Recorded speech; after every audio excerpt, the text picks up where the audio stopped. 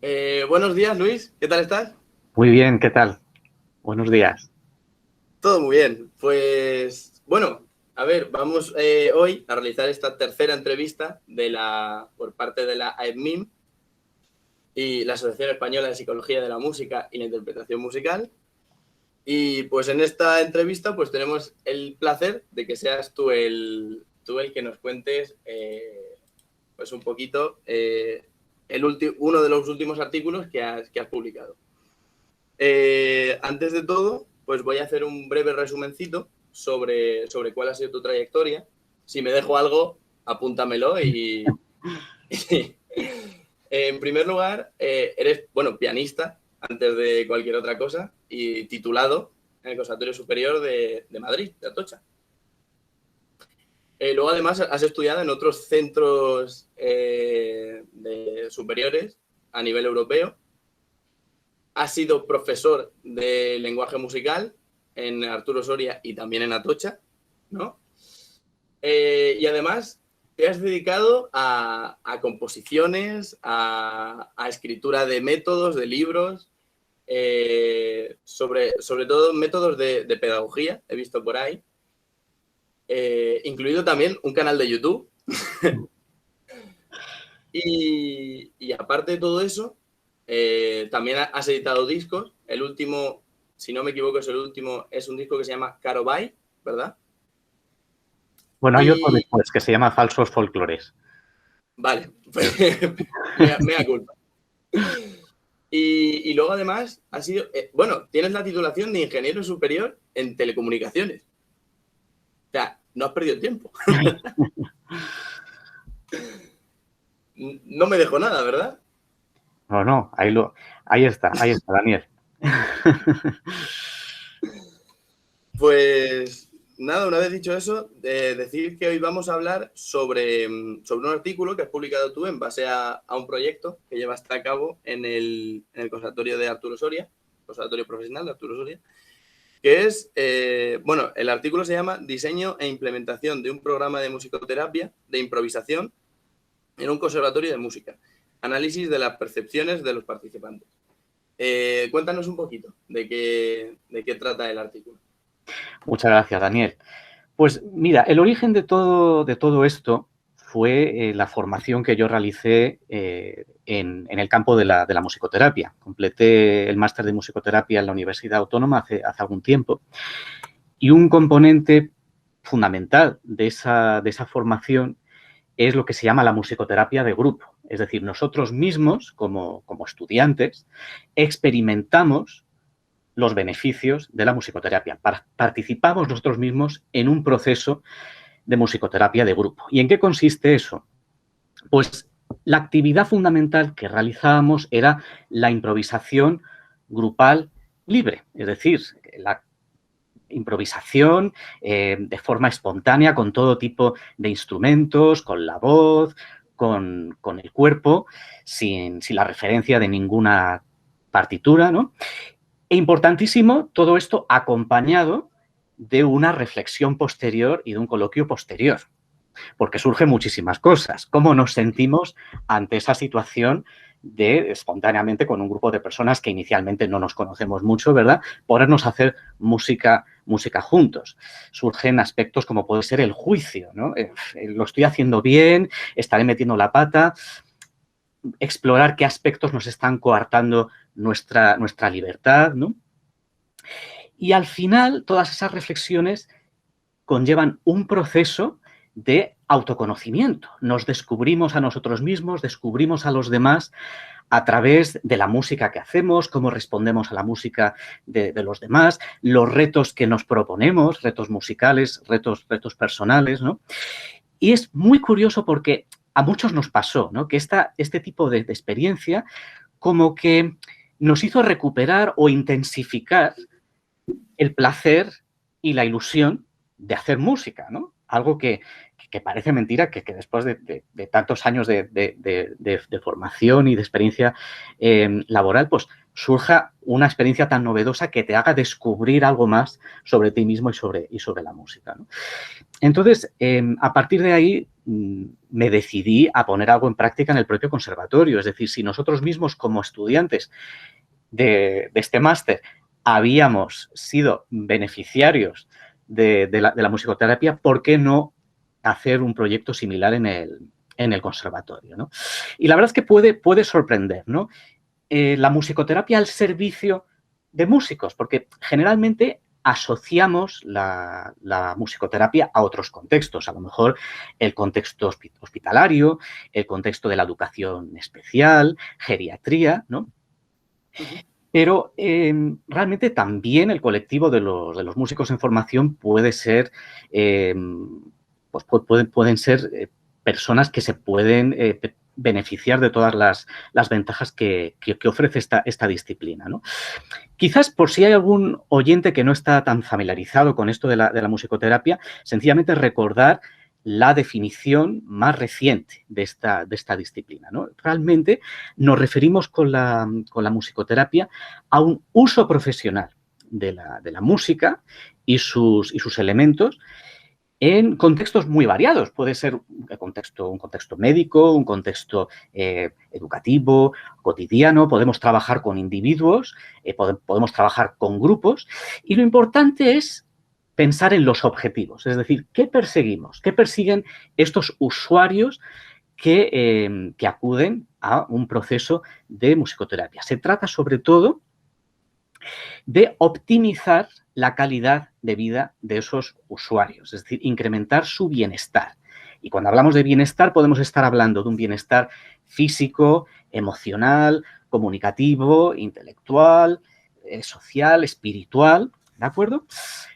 Con lo cual, nuestros estudiantes de los conservatorios, pues efectivamente, pueden ser usuarios que también necesiten mejorar esos niveles de bienestar. Es decir, no tenemos que pensar en individuos que tengan un determinado diagnóstico o un determinado trastorno.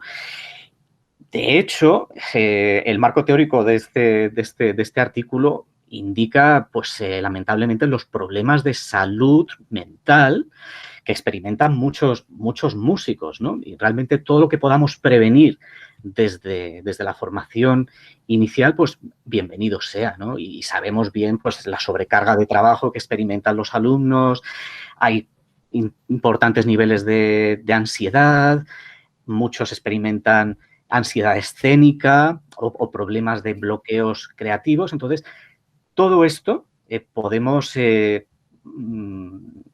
ayudar a través de la musicoterapia, ¿no? Muy brevemente, te cuento en qué consistió el estudio.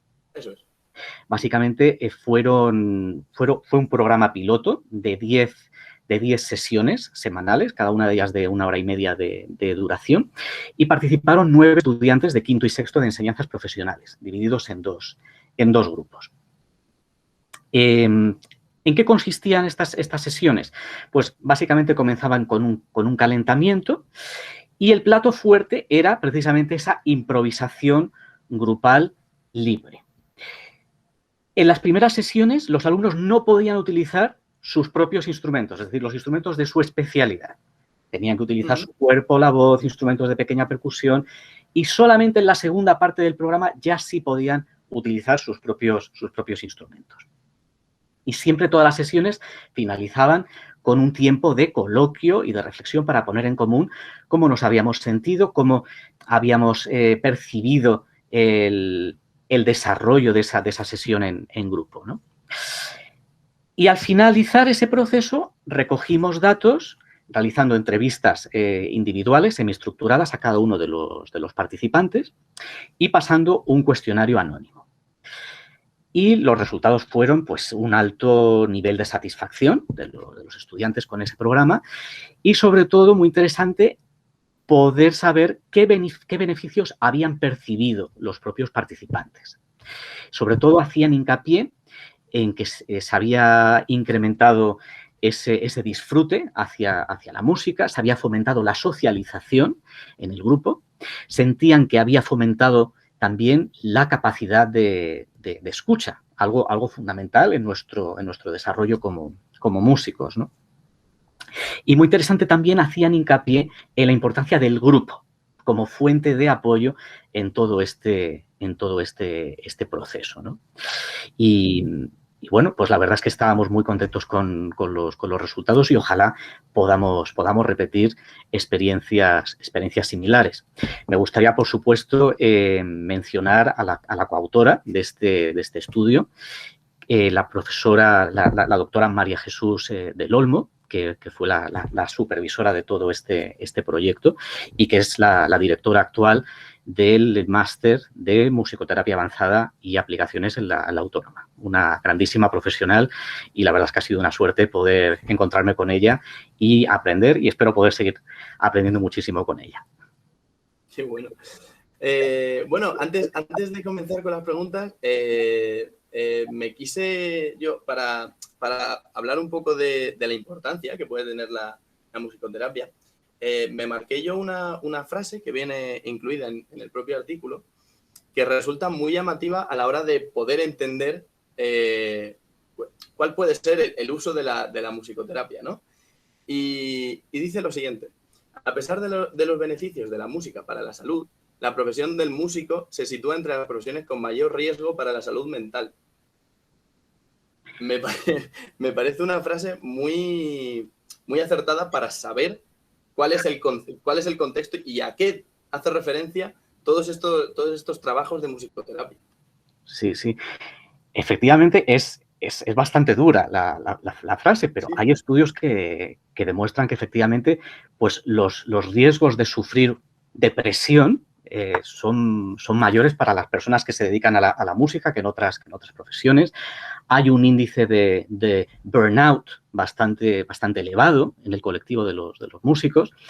Es decir, que sí, efectivamente, es una paradoja, ¿no? Porque la música parece estar al servicio de la salud y parece tener unos beneficios muy significativos, pero quizás también nosotros como colectivo también somos usuarios necesitados de esa ayuda, ¿no? Y la música, siendo nuestro propio lenguaje, algo con lo que nos sentimos identificados, que la música forma parte de nuestra identidad, ¿no? Pues puede ser un vehículo muy apropiado para llevar a cabo un proceso de terapia que nos ayude a ser más felices y a disfrutar más de lo que hacemos en nuestro día a día, ¿no? Claro. Y sobre todo ya no solo depresión o burnout, como dices tú, sino también el simple y mero hecho de el miedo escénico. El miedo escénico es un problema que se pasa muchas veces por alto, pero que un gran porcentaje de músicos ha tenido en su vida o tiene. Y es una dificultad muy grande a la hora de subirse a un escenario o de hacer cualquier tipo de actividad musical.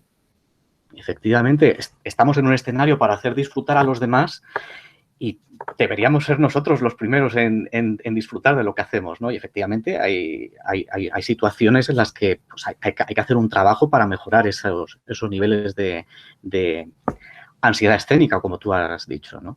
Y precisamente los procesos de musicoterapia también pueden ayudar en este sentido. De hecho era... yo he tenido cerca más de un compañero, ya no solo en el conservatorio, sino fuera del conservatorio, que ha sufrido pánico escénico, miedo escénico. Y de hecho he conocido algún ejemplo de músico que ha tenido que recurrir a un psicólogo para intentar solucionar ese problema, porque le causaba tanto miedo el subirse a un escenario que no era capaz. Sí. Y de hecho, pues yo creo que aquí hay un vínculo con la psicología de la música, ¿no? Es decir, que tanto la disciplina de la psicología de la música como la musicoterapia pueden contribuir en este mismo frente, ¿no? que tú estás destacando, ¿no? La verdad es que se está haciendo muchísimo actualmente en los conservatorios, en parte también el grandísimo trabajo que están haciendo los departamentos de orientación. Cada vez hay más talleres sobre temas fundamentales como la relajación, mindfulness, técnicas de visualización, oportunidades sencillamente para que los estudiantes puedan compartir lo que experimentan cuando se suben a un escenario, ¿no? Que no sea solo sus profesores de instrumento con los que trabajan este tema, sino que haya un espacio donde los estudiantes, con el apoyo de los orientadores, puedan trabajar este tema, ¿no? Es decir, este proyecto que yo te estoy planteando aquí es solamente una posibilidad, ¿no? La musicoterapia, pero podemos trabajar esa ansiedad escénica desde muchísimos otros frentes que son compatibles entre sí, ¿no? Desde luego. Pues bueno, hecha ya esta introducción, vamos a pasar a las preguntas que he elaborado.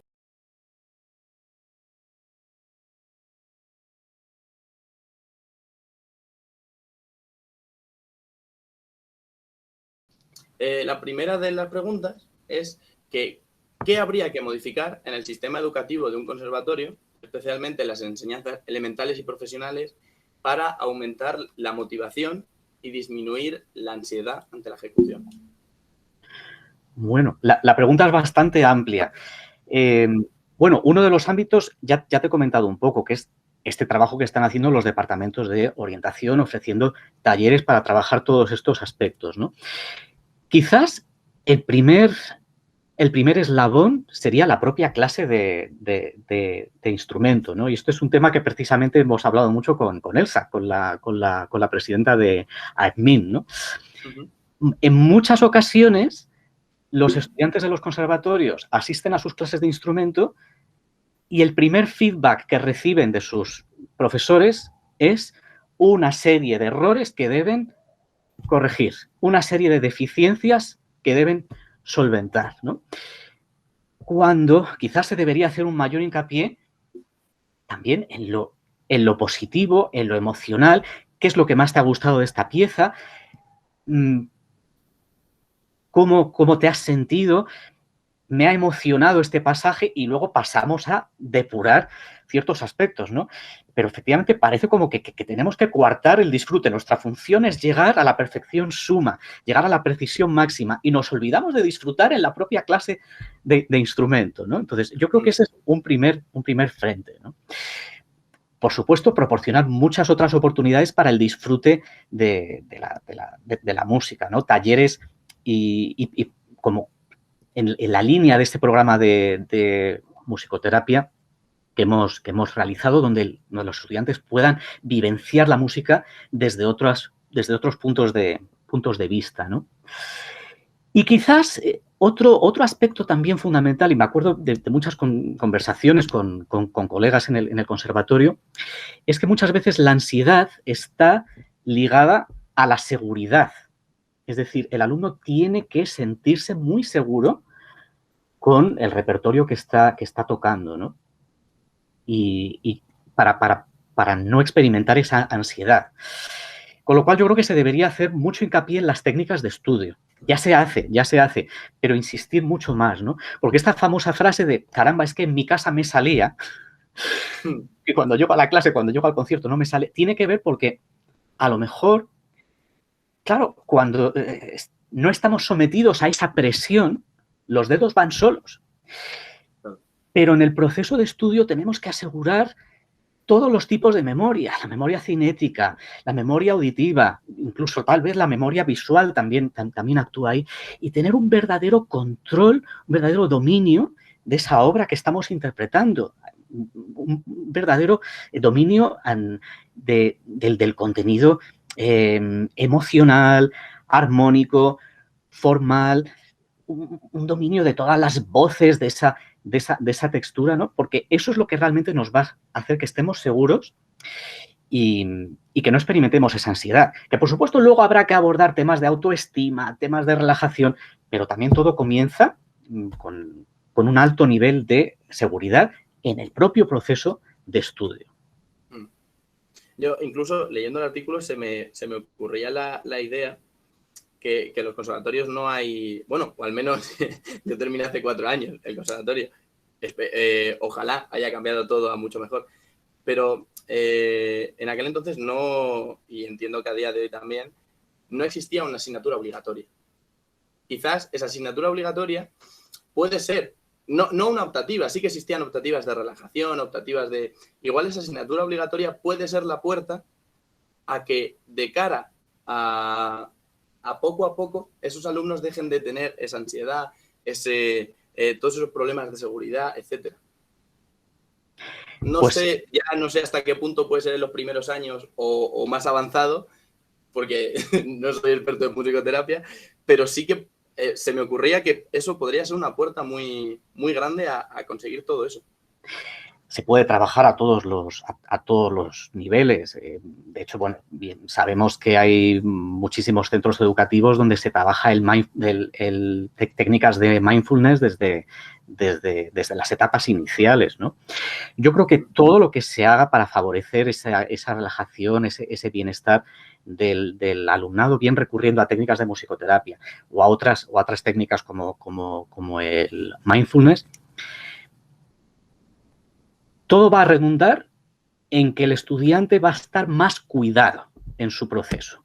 Porque no debemos olvidar que son enseñanzas profesionalizadas ya desde el primer curso. Con lo cual, hay que cuidar a estos alumnos que están haciendo un verdadero sacrificio, un verdadero esfuerzo para compaginar las enseñanzas generales con las profesionales. Con lo cual, mimemos realmente a los alumnos ofreciéndoles todos estos aspectos no necesariamente ligados a la música, sino ligados a su bienestar, que todo eso va a repercutir en su desarrollo musical también, por supuesto. Y evidentemente el bienestar psicológico, el bienestar mental, hace mucho a la hora de una interpretación. Efectivamente, es decir, no solamente queremos alumnos felices en el conservatorio, sino que como tú dices, el tener un alto grado de bienestar va a tener como resultado también el nivel óptimo de rendimiento ante un escenario, por ejemplo. Uh-huh.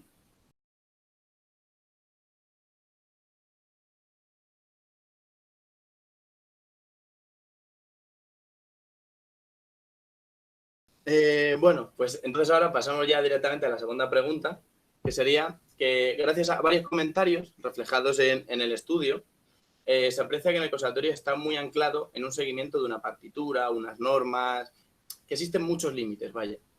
Entonces, mi pregunta sería, ¿puede ser conveniente que los conservatorios, que podemos decir clásicos, se implementasen enseñanzas de jazz, entendiendo que igual puede ser un método para acercarse a esos métodos que decían muchos alumnos de salir de la burbuja? Porque al fin y al cabo, básicamente con estimulación de la creatividad, etcétera, etcétera. Sí, efectivamente, Daniel, en las entrevistas surge mucho esto, ¿no? Los alumnos perciben que todavía existe bastante rigidez en los planteamientos del conservatorio y se hace un hincapié en la partitura como referencia, ¿no? Por suerte, muchos conservatorios ya integran enseñanzas de jazz. Hay perfil jazz en algunos centros o asignaturas optativas relacionadas con el jazz, pero incluso sin necesidad de cursar específicamente estos itinerarios formativos, podemos inspirarnos en estas enseñanzas para, yo diría, completar la formación de los alumnos, aunque sea una formación con repertorio clásico, ¿no? Claro, sí. Porque por supuesto que la partitura es importantísimo y es un trabajo que hay que hacer, e incluso diría yo que la propia interpretación conlleva la creatividad y la toma de decisiones, por supuesto. Uh-huh. Pero yo creo que hay que completar ese proceso de formación ofreciendo a los estudiantes la oportunidad también de utilizar el oído como primera herramienta de aproximación a un material musical. ¿Por qué no en algún momento proponer que aprendan de oído? Claro. Un fragmento. A lo mejor no lo van a reproducir al 100% porque no tienen esa partitura, pero que partan de algo que escuchan uh-huh. y que lo recreen y que reinventen sobre ello, como hace muchas veces un músico de jazz. Yo creo que eso también es importante trabajarlo, ¿no? Porque claro, de hecho, las transcripciones es un punto muy, muy importante a la hora de un músico de jazz, de aprender a ciertos recursos de improvisación o ciertas cosas, se suele tirar mucho de oído para aprender determinadas cosas a la hora de la interpretación. Efectivamente, y es fundamental. Y también lo digo, para un futuro musicoterapia, todas estas técnicas de improvisación son fundamentales, ¿no? Es decir, que hay muchos ámbitos del mundo profesional que requieren trabajar lo antes posible esta capacidad de inventar y de reinventar, ¿no? Y algo fundamental, es decir, no debemos esperar armonía o fundamentos de composición para que los alumnos inventen. Bueno, esto de hecho ya se hace, ¿no? Pero quizás hacen mayor hincapié aún, ¿no?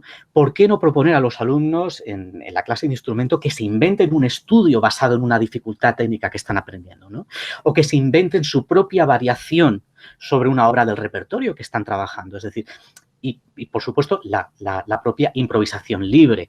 Que todo esto se trabaje desde las primeras etapas, que no tengamos miedo a jugar y sin miedo al error, ¿no? Que es algo que yo creo que hace falta, ¿no? Sobre todo los prejuicios. También, efectivamente, ¿no? Y acostumbrarnos a esa incertidumbre, ¿no? Es algo que yo creo que vincula el mundo del jazz con el mundo de la musicoterapia, ¿no? Una sesión de musicoterapia de improvisación, como las que hemos hecho con los alumnos, comparten algo muy especial con un concierto de jazz, y es que es impredecible en gran parte lo que va a suceder, ¿no? Y a veces no es fácil convivir con esa incertidumbre, ¿no? Y tener que saber que lo que va a pasar depende de mí, pero también depende de lo que hagan los demás, y tengo que estar dispuesto a escuchar y dejarme fluir, ¿no? Que fluyamos juntos en esa sesión o en ese concierto, ¿no? Yo creo que son aspectos que efectivamente hacen más completa esa formación del músico. Claro. Se podría decir que a la hora de la enseñanza podrían tener muchas similitudes los programas de musicoterapia, con a lo mejor no enseñanzas regladas, pero sí algún tipo de enseñanza en un conservatorio clásico de algunas de las características del jazz, que podrían tener mucha similitud entre ellos. Sí, yo creo que sí, que hay muchos puntos en común. Y la verdad es que, lamentablemente, hay aspectos del mundo profesional, como es el caso de la musicoterapia, que son grandes desconocidos en las enseñanzas del conservatorio. Yo pasé por todas las enseñanzas del conservatorio sin enterarme de que existía la musicoterapia, ¿no? Entonces, quizás hay que poner pequeñas semillas en todo ese recorrido de los 10 años que cursa el estudiante en los conservatorios elementales y profesionales, acercándoles a todos esos sectores profesionales y las competencias que a lo mejor van a necesitar si luego quieren formarse en esas disciplinas, ¿no? Con lo cual, yo creo que esa improvisación libre tiene que estar presente sí o sí en ese proceso. Eso es. Pues, de momento, aquí terminaría la entrevista. Ha sido un verdadero placer poder entrevistarte, Luis. Ya no solo como miembro en prácticas de la asociación, sino, lo tengo que decir, como antiguo alumno tuyo. Bueno, es que esto tampoco lo he dicho, pero me ha hecho una ilusión infinita, de verdad, reencontrarme con un alumno maravilloso como tú, que te tuve en lenguaje musical. De hecho, en mi primer año. Sí. En mi primer año yo te tuve a ti como profesor de lenguaje musical, eso es. Para un docente es lo más hermoso, poder reencontrarse con alumnos que están creciendo y están pues haciendo proyectos maravillosos como lo que tú estás haciendo ahora, y bueno, y todo lo que te queda por hacer, Daniel, en este profesional de la música. Así que bueno, un verdadero placer. Igualmente. Pues ha sido un verdadero placer y nos veremos en otra. ¿Vale, claro que sí. Hasta pronto. Muchísimas gracias. Un abrazo. Un abrazo.